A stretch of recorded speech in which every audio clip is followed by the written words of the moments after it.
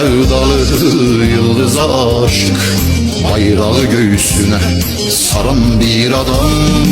Hilale sevdalı yıldıza aşık, bayrağı göğsüne saran bir adam. Haliço dağlara çıkanda, Haliço ateşi yakanda, Haliço düşmana sıkanda, gör Haliço'yu.